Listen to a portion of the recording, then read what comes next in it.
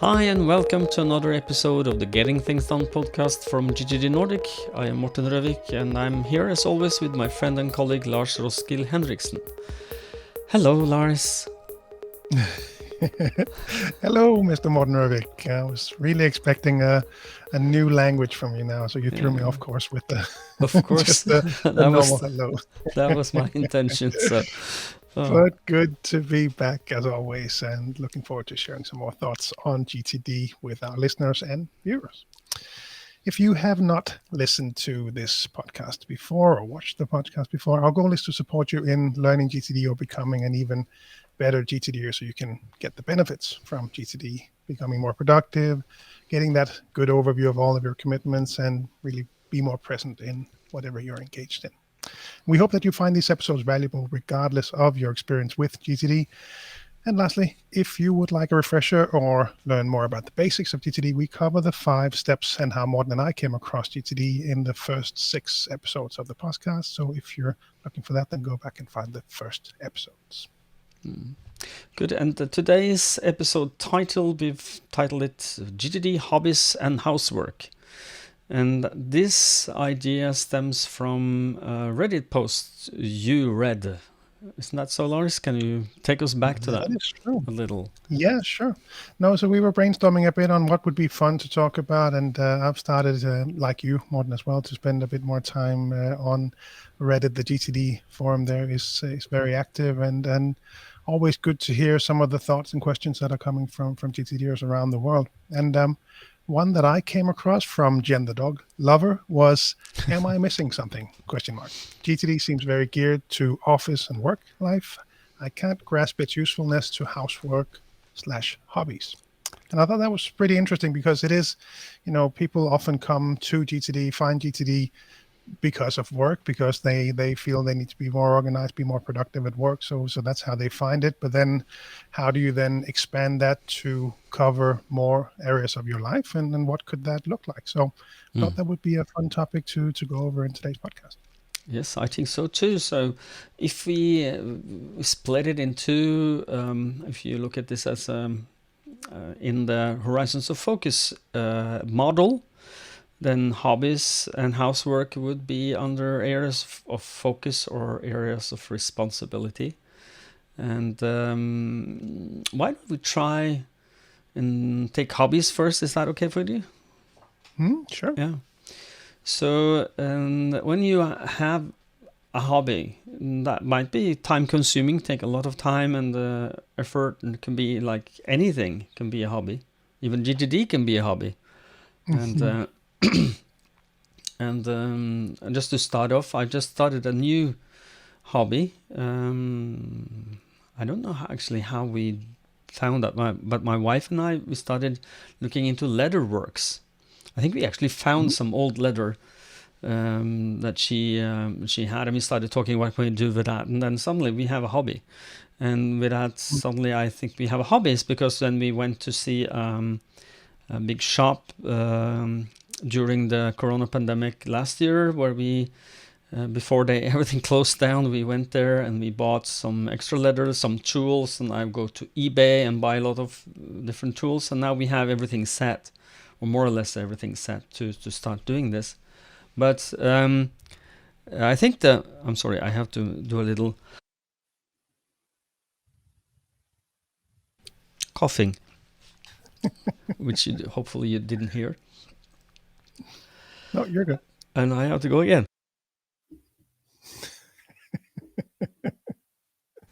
Okay, sorry about that. Okay, we are back. This is nearly live, so we don't edit a lot. So I'm sorry about that, folks. But when you identify a hobby as something you would like to do something about, I suggest that you... and some people might think that this will demeanor or lower the joy factor of a hobby to put it on your list. For me, it is not. It's a way to not forget that I actually think this is a cool thing to do, and make sure that I prioritize time for focusing on that hobby. So my first suggestion is, if you find a hobby, put it on your area of focus in your areas of responsibility and focus list or mind map or something like that, and then ask yourself, is there a project there? Is there something within that hobby you would like to create? Like one of the first thing I created, I didn't put there because it was over in one night. That I made a little leather pouch for my wife's newly acquired power bank for her phone, extra battery. So, but the next project went there. I want to buy. I have a remarkable tablet. I would like to have this with create a leather case for that, so I can carry it in my bag. And that is my next project. And for this, I had to have some special tools that I don't have. So that will be on my next actions list for that project. Build remarkable. I don't know what I would call that in English. Folder or something like that. Case. Mm-hmm. And then the next action is source that tool. The tool is something that it's a clamp that you sit on it, and it keeps your tool fixed. So whatever you sew at, it's not moving, which is very important. After you make the holes and then you make the sewing, it shouldn't move.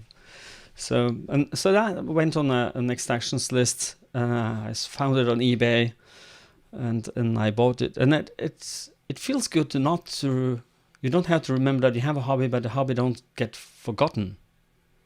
So I think that's my first take on hobbies. I have some other examples as well. But how do you do? What hobbies are you having, Lars? Do you sew leather as well? Take a step back.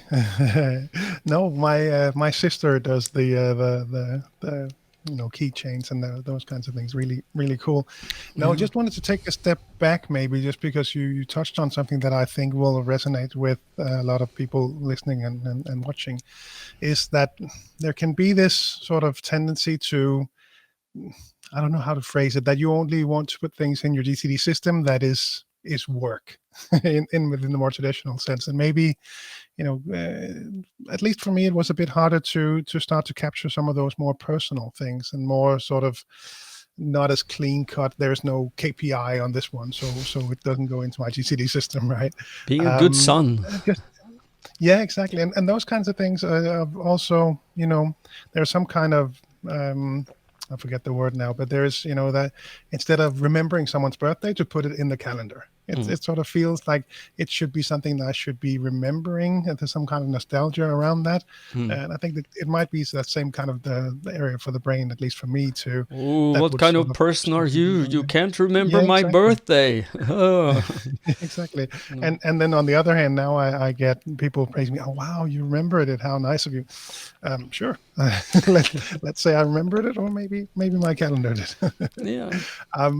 But no, coming back to the areas of focus, I find that at least with the CEO level people that we work with can oftentimes tend to, be so focused on work that hobbies will tend to have fallen out really on their attention space. They don't seem to remember it because there are so many other things going on. The complexity in their lives is so big that they tend to not see it. It doesn't show up on their radar until we then start to clear their minds and start to empty their heads. And then, that's right, I actually have a guitar somewhere. Maybe I should pick that up again. So that's where it shows up for me as well. I completely agree. Areas of focus is where we would want to place them. I have them on my list. A handful of them that I keep there, that I keep for some of them are to remind me that I want to just keep it fresh in my memory. No projects related to them, but just something that I want to keep in mind, like my guitar, for example. It's in the summer house to pick it up sometimes and just play around and play along with whatever is playing on the speakers or whatever it might be. And just like you said, some of them will be more directly moving into my GTD system. So for me, two things come up besides the running that we already spoke about in a recent episode. One being my sort of DIY practice when it comes to programming. So that was my background. So I have an Arduino. I have a few Raspberry Pis. I have a couple of kits to play around with. You And lovely nerd, you. Yes, very traditional. But it's so much fun. I actually have a project on my list now. I just looked it up, and I'm planning some small projects with my Arduino to set that up and get that running and playing around with. I had one set up where when the temperature changed, it changed the color of the light bulbs in the in the summer house. So yeah, whatever's fun in my world. So that would be what it what it looks like. Might not look that way for you, and that's of course fine. And then the other one on my list is the piano. So I recently bought a piano. Wanted to get back into playing. So I'm playing around with that. I'm trying to get my boys interested in playing as well. So we have that set up. I try to play some stuff with them, and we play the Paw Patrol theme on the piano and play around with them. So that's really, it's both an area of focus for myself. It's one for my boys. There's a project in there as well in getting it set up so we can mix songs from the iPhone with the piano and play along and have our own little band going on. So certainly, otherwise it'll that actually to take it a step further when it comes to home stuff. I recently noticed that my home list was a mix of chores, which would be the next one to dive into, and this more creative stuff. So I actually recently split my next actions list home into the usual home and left that as is, and then took the creative ones and called home creative. So whenever I'm looking to do something creative, I have that list. I have some songs I want to practice on my own. I have my things to move forward with the programming projects that I have, and really enjoying that list. Love to look at that and sometimes pick from that list. I like that idea. I haven't implemented that myself, but I might. I'm reminded now that I might want to play with that, and that is to make a home project list called just fun. And just to remind myself, I'm not having problems having fun, but for someone who hasn't been or well versed in GTD, maybe just to make a fun list of things you find fun, and that you will not forget. You don't want to forget that you found fun at some point and want to continue, because in the hectic everyday lives, as you say, that we meet people who work a lot and that don't remember to have fun, enjoying their work or their spare time, enjoying the fun things in life, and just have a list of fun. I think that might be a good idea if you haven't tried it before. So maybe I'll do that in my system as well. Just tweak it a little. Okay, so but how would you use then for people who are fresh to GTD, just decide outcomes and next actions? How would you just give a brief example of something that you could, like, if you wanted to, when you acquired that piano? I'm sure that was that decide outcome and the next action and the next action, and it certainly was. Yeah, so to make it put it into, you will have then two lists called projects home, and then a next actions list. In some context you would like to perform the first next action. So what do you remember approximately what the name of the project was? I do. It was Finalize the Piano Corner. That was it. So that sort of expanded not just to buying the piano, that was the original project, but really it's part of it's in the living room. I wanted to make sure that we had everything set up for the mixer that I'm using for it, and the place to place the sheets, and have the right lighting. I got a. This sounds very Nordic, I'm sure. We have instead of a painting or a photo on that wall, we have it's a cork board with, what do you call? What's it called? Mousse. What's it called? Now I'm you counting on talk you now, Danish. I'm sorry, you lost me now. Mus. What is No, this? you know what it is. No, you know how so whatever is growing on rocks, for example. Yeah, Oh, moss. yeah. English, Okay, that moss. was. I'm It's not glad that that we difficult. had to tease that out. No, but so we actually have that on a corkboard. So it's alive. It lives there. It's I love looking at that because that's just this nice green wall. It's inspiring. It's creative. I got that for my birthday in March, and And you so must that's put there. a link to that in the show notes after. I'm Yeah, sure people will love to. I think I have to. Your Yeah, moss corkboard wall. my was exactly. No, so I have that. So that was a part of it, thinking through. And again, I actually really like that as an example of a GTD project being very, it can be very concrete and getting that piano set up and playing around with it, figuring out that's the one we wanted. And then taking that to what is the space that I want to be in when I'm sitting at the piano. And that can take on so many different next actions, like the moss on a corkboard. Good. Well, I think that sounds like the next action. Sorry, the desired outcome, the next action. So if you are going to then change to housework or house chores, how are you handling that? How do you? By the way, if you just go up on the bird's eye view of things, why would it be good to have divided the chores between you and your spouse? Why is that important? And that there is kind of a balance there. Absolutely. Yeah. No, it's really good to make it clear who owns what. At least And why that's how is we that did it. important? Why is that important? I'm just trying to tease this because it is. Yeah. It is some. I know that people are. I remember in my former relationships and my former marriage is that it is not always evident who does what. I remember especially in one relationship that was really hard because we were so different. So that when we made agreements that some person should do something and that person did not do that, I got a little upset. So,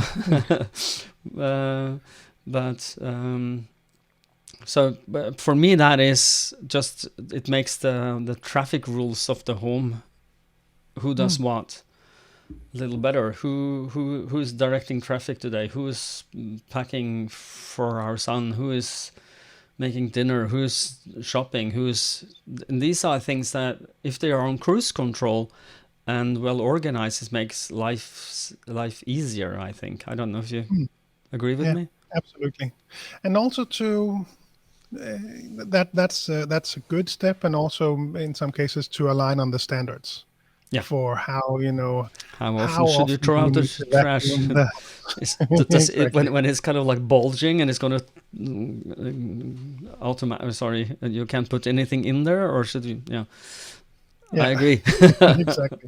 Exactly. No, so we actually took a very structured GTD approach when we moved to a new apartment about 8 months ago now, and drafted so what do we need to maintain at certain standards, the cleaning and shopping for groceries and all those kinds of things, and really just brainstormed that, and then we took a different turn and saying, okay, instead of just brainstorming all that stuff going on, we actually said, okay, let's put each of our names on there and then start to divide these between us. And so now we own these different areas. It's not that we are not helping each other with one area or another, but the overall owner of some of these areas is then responsible in the end to make sure that they are up to date. And that's again coming back to the nostalgia perspective, and wow, that sounds heavy and a lot of lists and things go on. In daily life, I think our household is probably like any other or like many other homes with small kids. Toys are on the floor and things like that. So it's not that it could sound very clean and square and everything's nice and shiny, but it's nice to have these things split up, especially for a GTDer like me who has been doing this for so long that I have a really well-trained radar for what shows up for me. What Mm-hmm. am I actually noticing when I walk around? Mm-hmm. So if I don't tell my brain what to look for, meaning which things should I be on the lookout to make sure that happens, I will likely not see it. I will Mm-hmm. walk straight past the dishes, won't see them, because if it's not on my radar to keep an eye Let on me that, guess, you're not which a looks high better. observer. Yeah, that could that probably also adds to it. But Yeah. oh, it's just nice to have those things split out. Mm. Who owns what, and then we And can manage them in our own ways. yeah, but if you brought your wife on board this podcast now, what do you think she would say about this arrangement and that you actually went through that process? What would she say to us? Um, I think she will say that she likes it, that it's nice and clean. It's not that she's as hardcore a GTDer as I am, so she doesn't manage it in the same way. So I have, Mm. some reminders set up to check on whether we need to do the laundry on Wednesdays and Saturdays, whatever it might be. So she manages it in her way, and she knows. I think the key comes back to trust, and Mm. trusting that he has this under control. I don't need to keep that on my radar. So Mm. I think it helps her in that way. Yeah. Is it the same for you, or did we go GTD nuts on that one?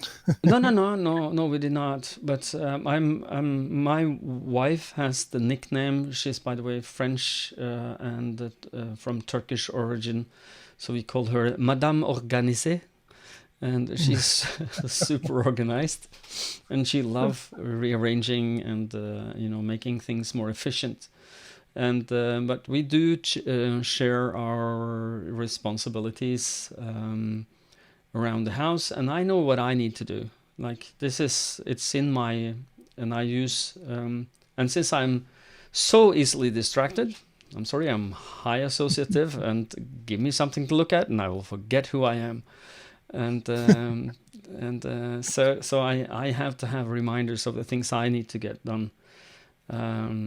But when I have reminders, I am trying to be as as adamant and do my duty towards what I've got responsibility for. So I build routines on anything that I have to, like we have an before bed routine. I will go check the doors. I will go refill water bottles, because we both have water by our nightstand if we wake up on our Thursday. So I refill the water bottles. I will then clear what's on the sofa table, and put things into the dishwasher, and that kind of concludes my little ritual in the night. And that is on cruise control. So everything is on cruise control. I don't have to remember, but because that happens every night. But I must remind my wife to, when we both do that, take some ear drops for the healthy of our ears. And we do that once a week, and I have a reminder for that, because I don't want to forget that, because it happens once a week, and it's and I use the reminder app in iOS for that. And there's two reasons: is I will get a reminder, and the second is I can pause the reminder. Remind me in 1 hour if it's not suitable to do something, or remind me tomorrow morning or tomorrow afternoon. And that is really helpful. You can do that from the lock screens when you get a notification, or on your your Apple Watch, and that is really helpful, because then you can snooze that thing. So, and that's the reminder app on iOS. And I also have set it up with repeating tasks, so that when it's finished, it will repeat next week same time.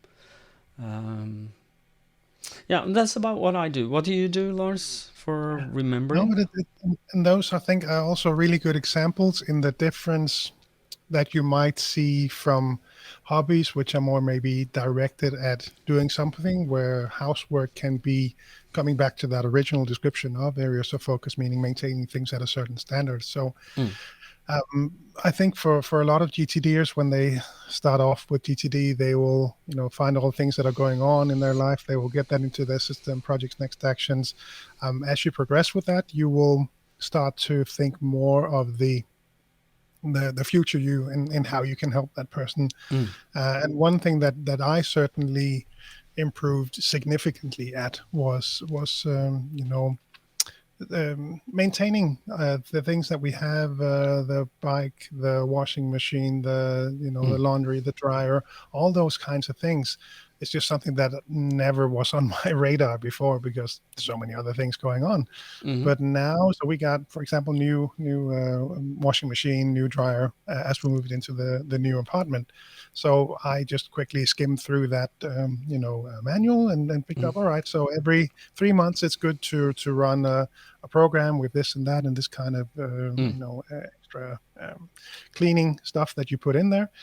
So that's in for me as well in the reminders app. Every 3 months, just to run that program and then make sure that health of that machine will maybe be extended by 2 years, 5 years, whatever it might be. It can really actually have a pretty big impact on these things. So we have that. I have cleaning the drains. I have cleaning the one that sucks the food smells out of the roof. I'm missing the English words for the right things. The ventilator. Yeah, exactly. We get food delivered every week, so I need to put some stuff out when they come with the new things. Need to water the flowers. Watering the flowers is just a standard reminder for me every Sunday to just do that quick round. Takes literally 3 minutes for me to walk around and get that done. But I don't have to remember it. It's in there. So I think it's a good example of the difference in those kinds of small things that it's just so nice to get on cruise control, because the alternative would be that the machine would stop working, or that the drain doesn't work, or that the flowers would be dead. So it's nice to help the future Lars just get ahead of that annoyance and just do it on an ongoing basis. I think so too. And then one of the things I would like to make a point of is that if something is on cruise control, don't put it in your system. So if you automatically will go out with the trash because when you look at it, it's full. That's kind of your modus operandi. You will just do it, and you don't have to do that. I'm looking at my reminders app now. I have my father, who is 90 this year. He gave us a couple of years ago. He gave us a French, I think it's called a table clock. It's in it's black marble and gold, and it looks really beautiful clock. And it is a mechanical clock. It's nearly 200 years old, but my father is a old clockmaker, so he cleaned it out for us. Made it really. It works really well. So now my job is just to wind it every Sunday, and because it will run for a week, and I wind both the clock itself so it works, but also the chimes. So you have the little ding ding. Oh, I love that sound. I didn't before, but I do now. These are things that if I don't do them, it will stop working, and it's just a friendly reminder for myself that every Sunday, this is at 3:00, I will get a reminder. If it doesn't fit, I will just move it to another day or later. And I have also trying to build a habit of calling my father-in-law once a week just to say hi. I'm learning Turkish, so I need to practice. So that's a very good, and he's very patient with me. So I was just going to say, I hope he's patient as well.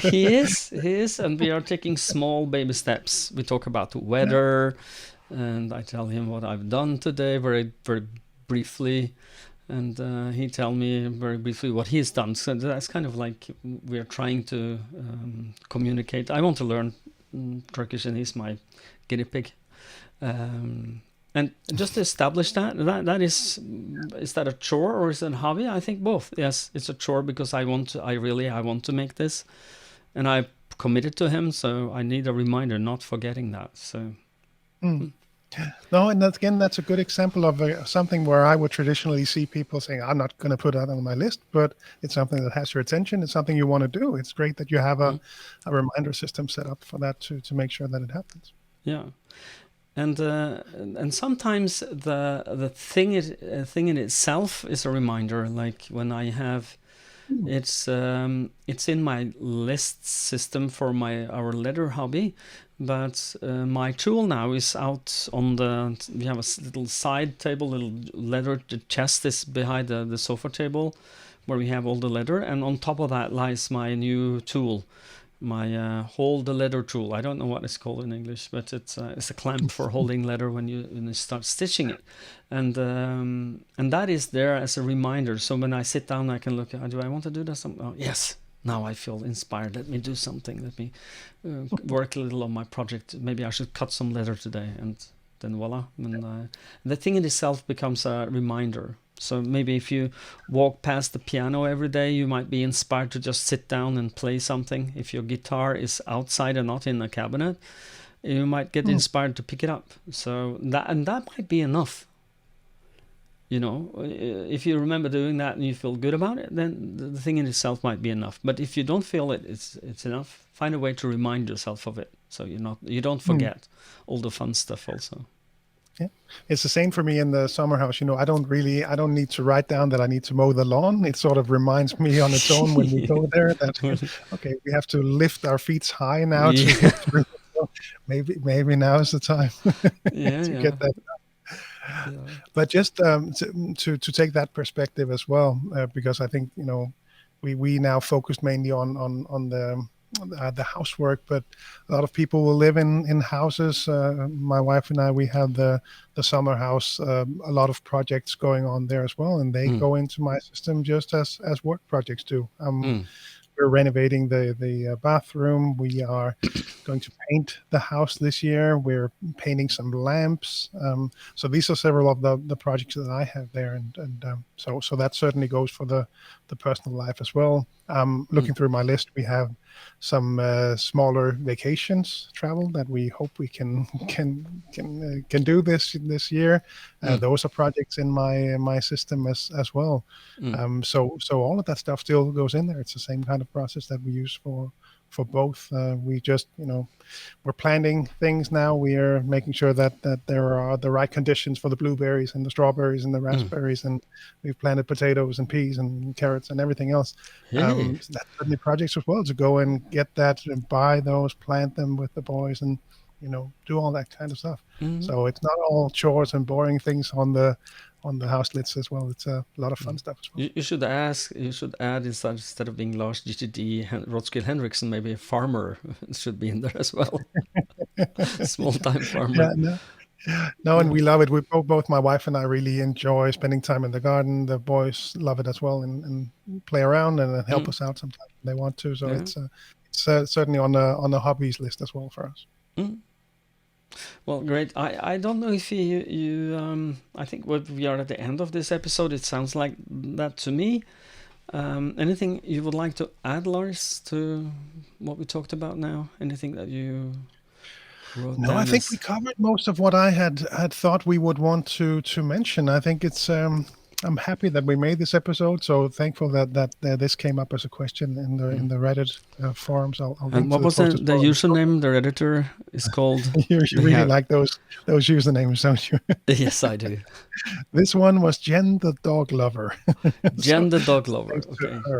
I'm guessing the things to her. No, I like that we made this, because I think it's an interesting topic for people that are coming from the GTD perspective of, managing their work, and they have their systems and projects and everything set up, and it's nice to get these things set up as well on the home front, whether it's maintenance, whether it's hobbies, whatever it might be. Nice to get those lists set up and making it a more consistent way to live your life, really. Yeah. Okay.